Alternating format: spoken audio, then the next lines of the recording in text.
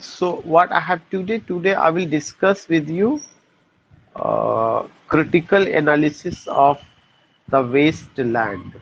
I have shared a sheet in WhatsApp group. That sheet I will read and will try my best to explain it in simple and lucid language. Sharing with you PDF file.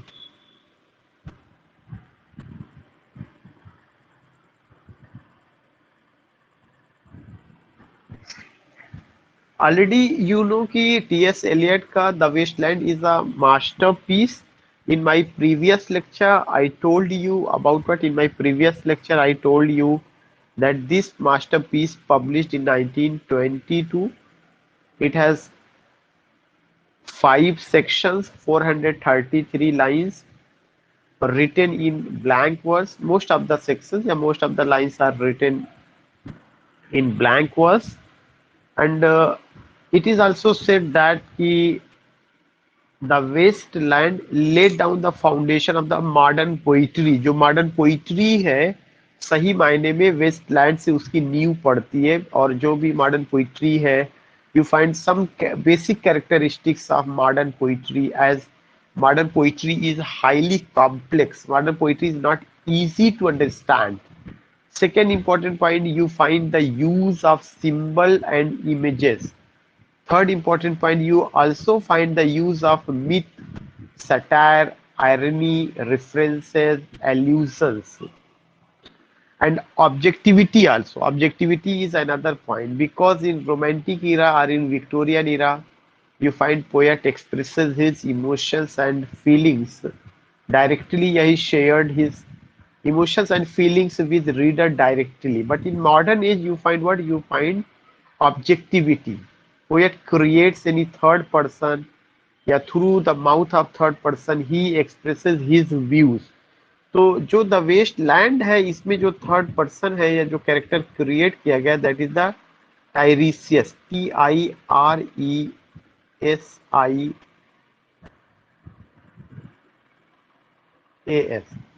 TIRESIAS. Tiresias, you can say he is a protagonist who has the experience of the two world, female world and male world, both the experiences he has.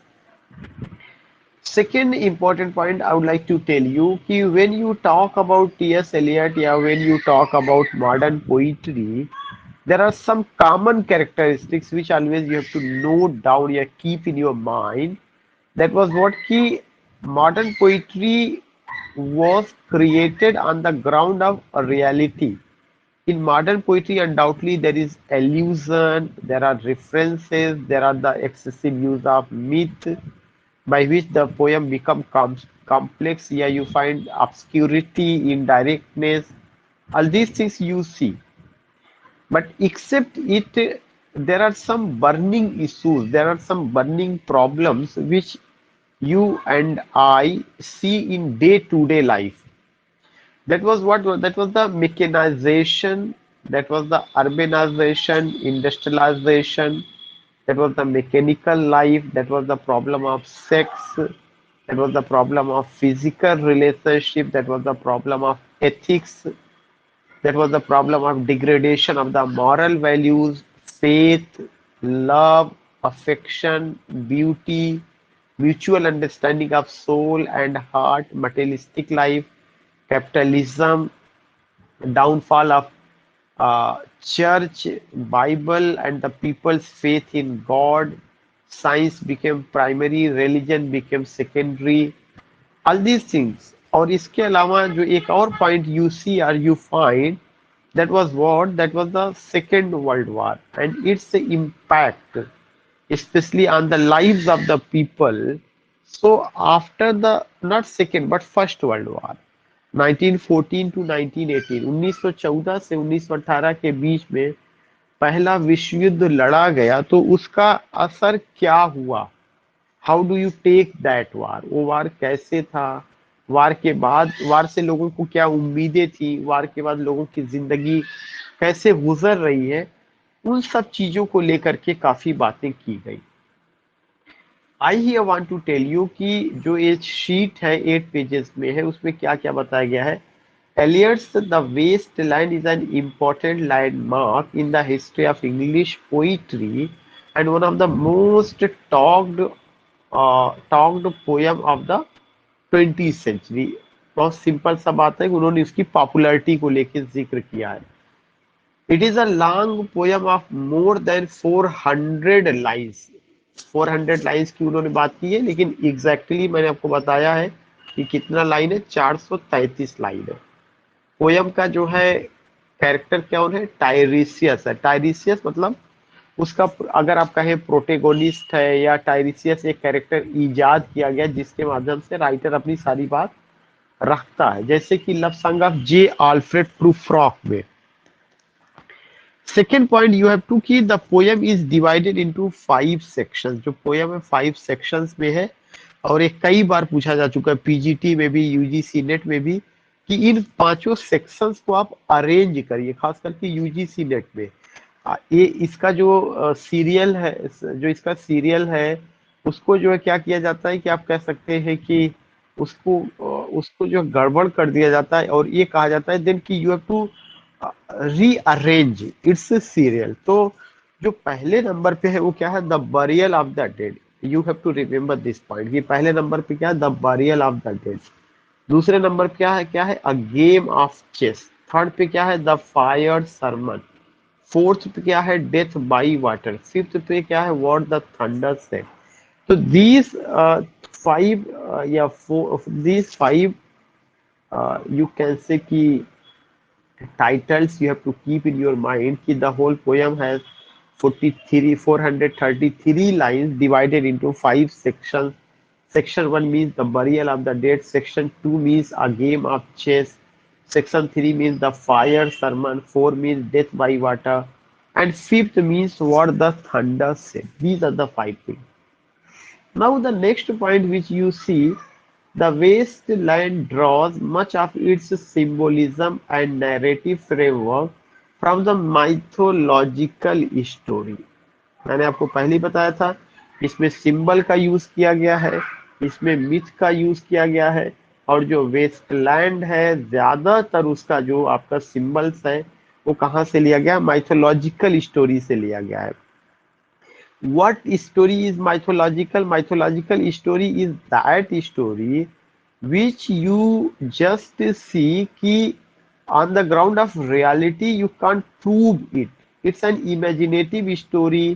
या अगर उस पर historically अगर आप, या chronologically if you try to prove, that can't be proved. Some imaginative story that was written, या उसको एक तरह से इन्वेंट किया गया, लेकिन उसका कोई एक हिस्टोरिकल क्रोनोलॉजिकल ऑर्डर नहीं मिलता है, जिसे हम हिंदी में पौराणिक कहानियां कहते हैं. कहानी तो है, कहानी लिखी गई, कहानी इजाद की गई, कहानी को डिस्कवर किया गया, लेकिन उसका कोई ऐतिहासिक साक्ष्य नहीं होता. सो माइथोलॉजिकल स्टोरीज भी लिया गया है, जिसमें एक स्टोरीज है जो हॉली ग्रेल से रिलेटेड है. Holy grail, the sacred cup, या एक सैक्रेड कप है, द सैक्रेड कप से रिलेटेड है, दैट जीसस क्रिस्ट, जो जीसस क्रिस्ट ने लिया था. But before going to the next page, I just want to tell you कि T S. Eliot was born in America in 1888, died in 1965 in India. Sorry, not in India, in England. He came to England in 1914 during the First World War and got its citizenship in 1927. And so many things you find. He has written so many beautiful poems, The Wasteland, Prufrock and Other Observation, Gerontion, Burnt Norton, Dry Salvages, Journey for Magi, and so many poems he has written. Some critical essays he has written, that is Tradition and the Individual Talent, Metaphysical Poets, Hamlet and his Problem, Prufrock and The Sacred Wood, Use of Poetry and Use of Criticism, The Frontiers of Criticism. These things you see. तो वो एक तो दूसरी बात है, उनका poetic place भी है जिसमें कॉकटेल पार्टी है, द रॉक है, मर्डर इन द कैथेड्रल है. These things you see. But now let us cover page number 2. Here you find कि उसमें जो दिया गया है जिक्र, वो एक कप का है that was a, in that cup there was a poison, और ये कहा गया कि this poison was drank at the last supper, अंतिम सपर को ये पिया गया, पी लिया गया था by Jesus Christ. The poem is dedicated to Ezra Pound. मैंने ये नाम आपको पहले ही बता दिया कि you don't have to miss this name, because T S Eliot का जो भी पर्सनालिटी है as a poet, it was you can say it was brought up by this man, it was nurtured, it was cared, it was you can say sophisticated by this man Ezra Pound, Ezra Pound। और ये poem उन्हीं को dedicate है। Even some of the lines were cut off, O double F off, या some of the lines were reduced or minimized on the advice of this man। तो Ezra Pound you don't have to forget। It was written during the autumn of 1921 में लिखा गया था Switzerland में, where the poet was just recovering after a serious breakdown in health caused by domestic worries and overworks। तो you see कि ये जो है पोयम 1921 में लिखी गई स्विट्जरलैंड में, जब पोएट का स्वास्थ्य बहुत अच्छा नहीं था। That is another point. The poem presents a bleak and gloomy picture of the human predicament in the 20th century। ये लाइन बिल्कुल लर्न कर लीजिएगा। The poem presents a bleak and gloomy picture of the human predicament in the 20th century। What picture? Bleak and gloomy picture। What do you mean by bleak and gloomy? Something deserted, deserted,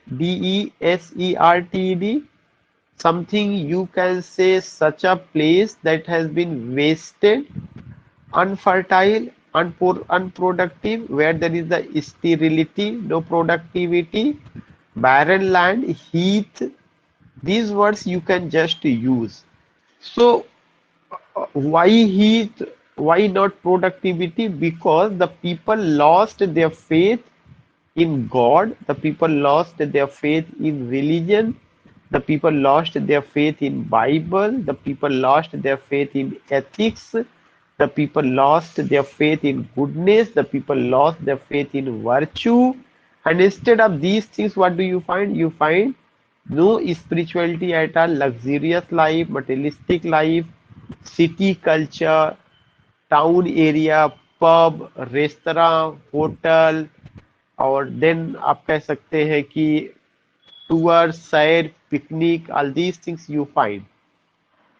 तो ये बता रहे हैं कि लोगों में क्या नहीं है, स्पिरिचुअलिटी नहीं है, लोगों में गॉड का डर नहीं है, गॉड के प्रति विश्वास नहीं है, इसलिए उनकी जो लाइफ है वो कैसे है, ब्लीक एंड ग्लूमी है। Not only the life of the English people, but you can even से कि देयर ऑल देयर इंस्टीट्यूशंस, उनके जितने भी इंस्टीट्यूशंस हैं, whether that was the educational institution, institutions of कह सकते हैं religious institution, they all were bleak and gloomy. तो ये बड़ा कमेंट है 20th सेंचुरी पर।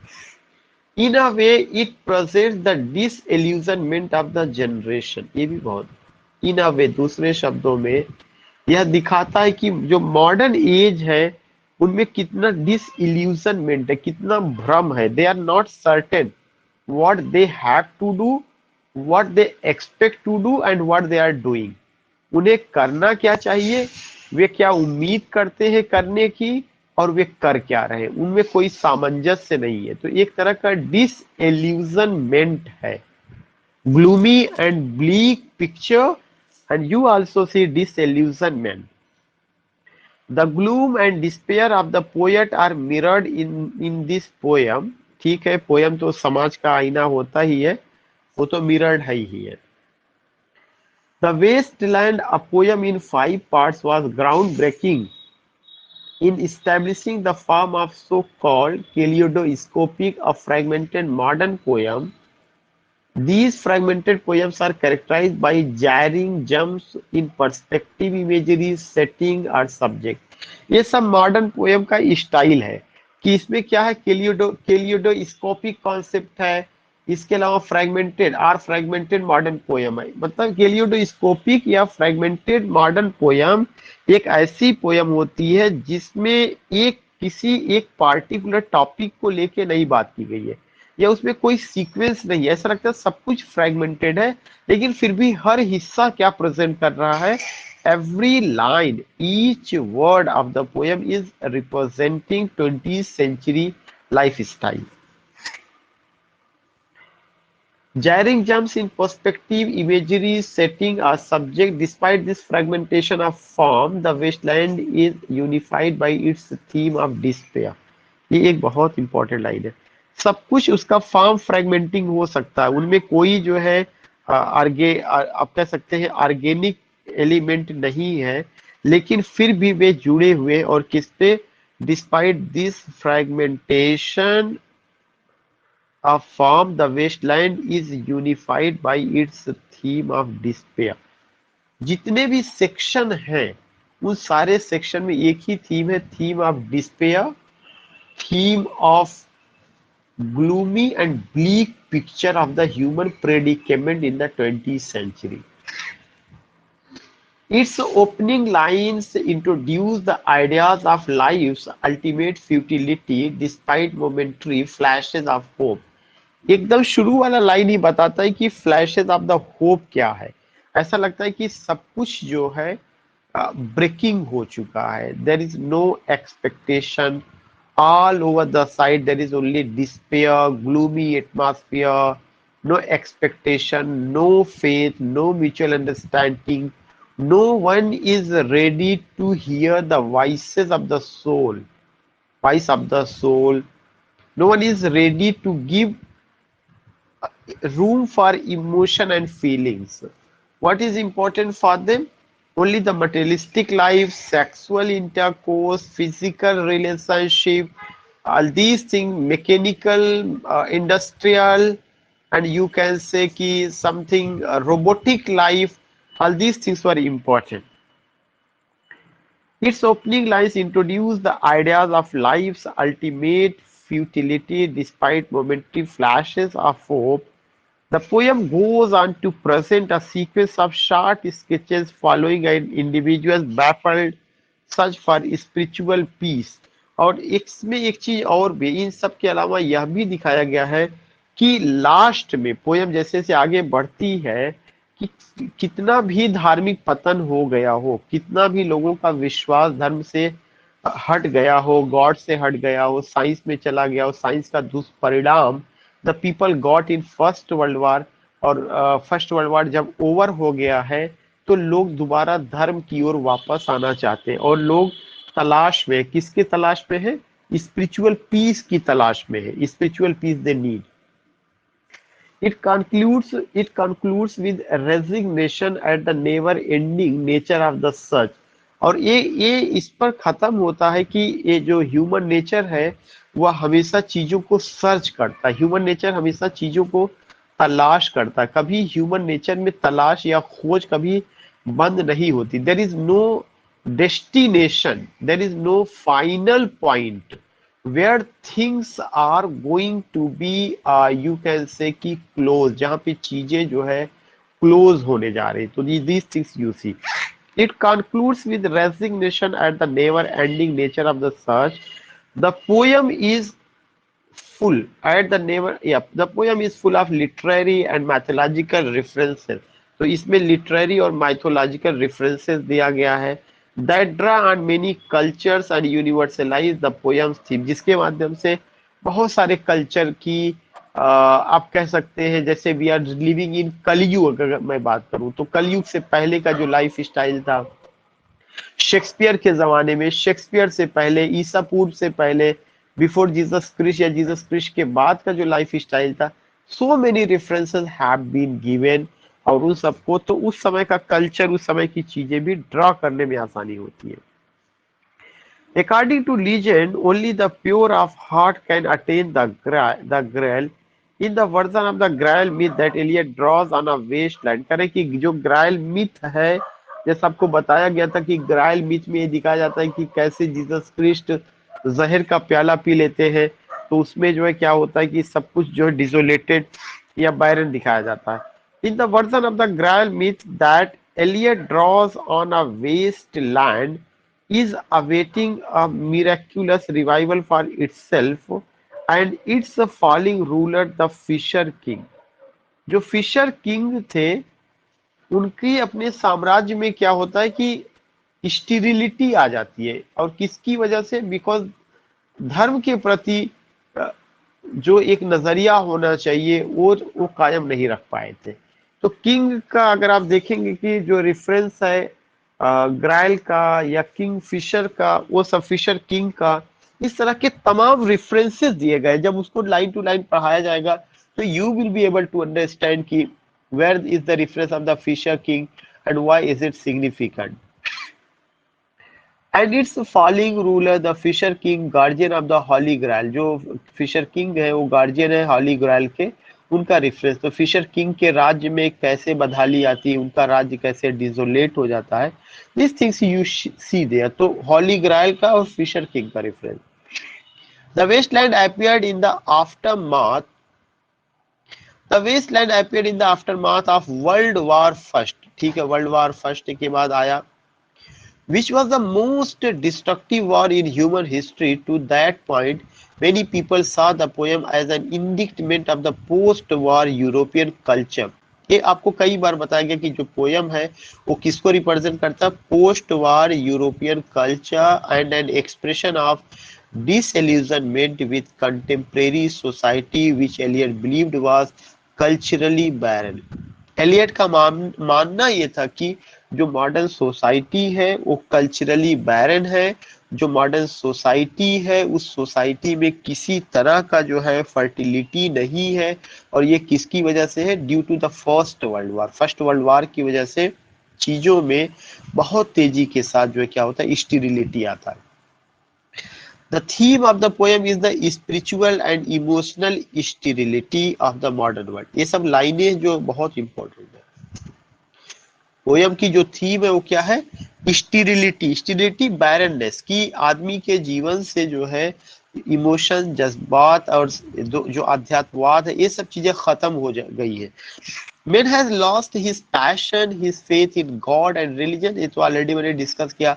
आदमी का विश्वास जो है गॉड में, रिलीजन में, सब कुछ खत्म हो चुका है। His passion to participate in religion and this decay of faith has resulted in the loss of vitality both spiritual and emotional. When the people lost his faith या people lost their faith in God, in religion, तो उसका एक सबसे बड़ा जो बुरा प्रभाव पड़ा कि लोगों के अंदर से स्पिरिचुअलिटी चली गई और लोगों के अंदर से इमोशन चला गया। Consequently, the life in modern wasteland is a life in death, a living death like that of the Sibyl at Cuba. ये एक बहुत इंपॉर्टेंट फ्रेज है उनका, life in death and death in life. ये पूछा जा चुका है। लाइफ इन डेथ का मतलब क्या है? लाइफ का मतलब ये है कि मॉडर्न पीपल के लोग जीवित तो है लेकिन जीते हुए भी वे मरे हुए। कैसे? वे जीवित है मटेरियलिस्टिक पॉइंट ऑफ व्यू से, लेकिन मरे हैं स्पिरिचुअल पॉइंट ऑफ व्यू से। तो ये क्या हो गया? लाइफ इन डेथ हो गया।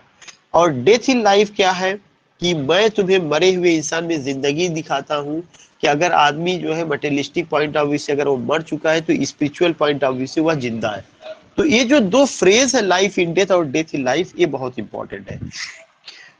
According to Eliot's philosophy, insofar we are human beings, we must act and do either evil or good, and it is better to do evil than to do nothing. Modern has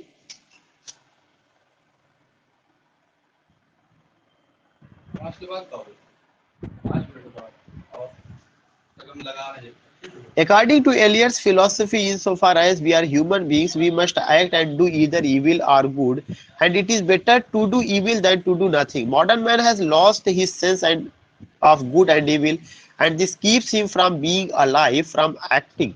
In the modern desolate age, there is a life in death and a life of complete inactivity.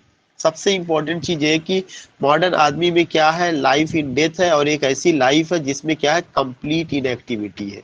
वो एकदम से निष्क्रिय हो चुका है, लिस्टलेसनेस है and अपेथी उसके अंदर है। किसी तरह का इम्पैथी नहीं है, सिंपैथी नहीं है, और वह अपेथी हो चुका है, मतलब लेजी हो चुका है। That is why winter is welcome to them. यही कारण है कि वे लोग केवल विंटर का वेलकम करते हैं। विंटर जो है सिंबल है, किसका सिंबल है? लेजीनेस का। विंटर सिंबल है किसका? इनएक्टिविटी का। विंटर सिंबल है किसका? लाइफ इन डेथ का। विंटर सिंबल किसका? अपेथी का, लिस्टनेस का। और यही कारण उन्होंने लिखा कि April is the cruellest month, क्योंकि अप्रैल में समर आती है और समर जो है एक्टिवनेस लेकर के आता है, कुछ करने की इच्छा होती है, कुछ करने की ख्वाहिश होती है। समर का मतलब स्प्रिंग। तो उन्होंने कहा कि ये सबसे बड़ा चीज है जो यहाँ पर देखते हैं।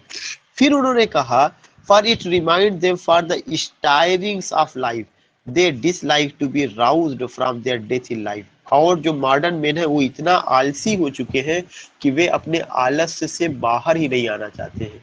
Summer is the symbol of the spirituality, summer is the symbol of the revival, summer is the symbol of the resurrection, summer is the symbol of something to do something, अच्छा किया जाए उसका सिंबल है।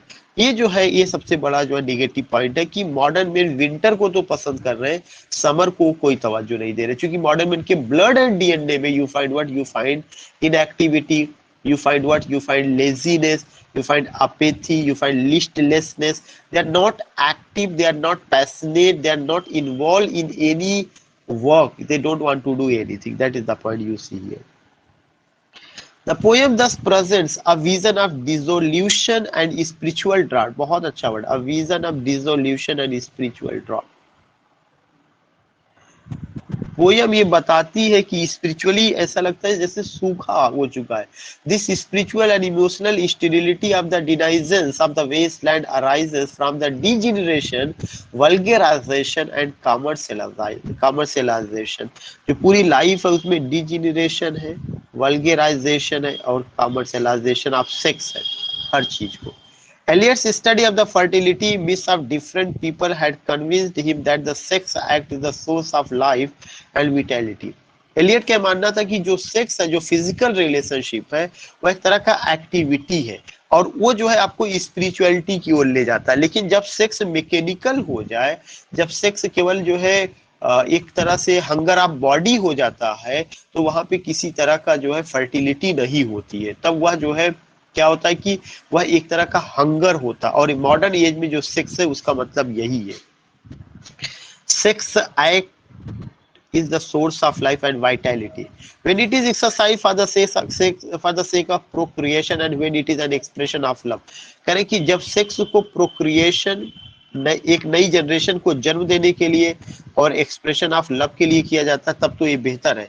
Otherwise sex भी क्या होता है? Mechanical sex हो जाता है, इंडस्ट्रियल सेक्स हो जाता है, sex where there is no love और affection. But when it is served from its primary function and is exercised for the sake of momentary pleasure, अगर सेक्स को मोमेंटरी प्लेजर के रूप में देखा जाता है तो कोई भी अट्रैक्शन नहीं होता, बल्कि वो मैकेनिकल होता है। It becomes a source of degeneration and corruption. वही सेक्स क्या होता है? डिजेनरेशन और करप्शन का हुआ जाता है। It then represents the primacy of the flesh over the spirit, और तब हमारी चेतना मर जाती है, हमारा हृदय मर जाता है और हम जो है केवल शरीर के भूखे होते हैं, फ्लेश के भूखे होते हैं। This result in spiritual decay, और इससे हमारा आध्यात्मिक पतन होता है और हम अंधकार की ओर जाते हैं। ये उनका अपना होता। अब अगर आप यहाँ पे देखें, यहाँ पे आपको एक्सरसाइज खुद करनी पड़ेगी कि क्या क्या सेक्शन में बताया गया है। अगर उसमें कोई प्रॉब्लम आती then you will ask. The title a game of chess suggest that sex has become a matter of intrigue, a matter of moves and counter moves, a source of momentary pleasure, a sordid game of seduction and exploitation of the innocent. उन्होंने बताया कि पहले section में sexual life, mechanical life या जो sex है उसको लेकर के उन्होंने जिक्र किया कि कैसे है। Sordid game, sordid game. There is the fashionable society woman who, despite all the pomp and show, despite all the luxury with which she is surrounded, is bored and hysterical as a consequence. Her love to suffer from mental vacuity and is unable to keep even small conversation. So you find here कि modern age में women है, पैसा है, गाड़ी है, bungalow है, लेकिन सुकून नहीं है। और वे पब या रेस्तरा में या जहां पर भी सेक्सुअल रिलेशन बनाती हैं, वो एक तरह से क्या है? हंगर ऑफ बॉडी है, या कि जो है वो कहीं से भी प्रोक्रिएशन नहीं है कि हमें नई जनरेशन को जन्म देना है, या वो एक इमोशंस के लिए या एक फीलिंग्स के लिए, उस तरह का रिलेशनशिप उनका नहीं। उनका फिजिकल रिलेशनशिप है, वो हंगर ऑफ बॉडी का प्रतीक है। इसी तरह से उन्होंने सारे सेक्शंस को बताया। Now it's your duty, you have to cover the remaining part. अगर आपको कोई प्रॉब्लम होती तो मैं उस पर बात करूंगा। उसके आगे जो है। लेकिन मेरा मकसद था कि आपको एक बार दोबारा इसका क्रिटिकल एनालिसिस बता देना। फर्स्ट सेक्शन में ये चीजें बताई गई हैं, और अगर ऐसा कुछ होता है तो आप इसको मेमोराइज करिए। मैं 25 मिनट बाद फिर आपको हाजिर होता हूँ रिमेनिंग पार्ट को कवर करने के लिए।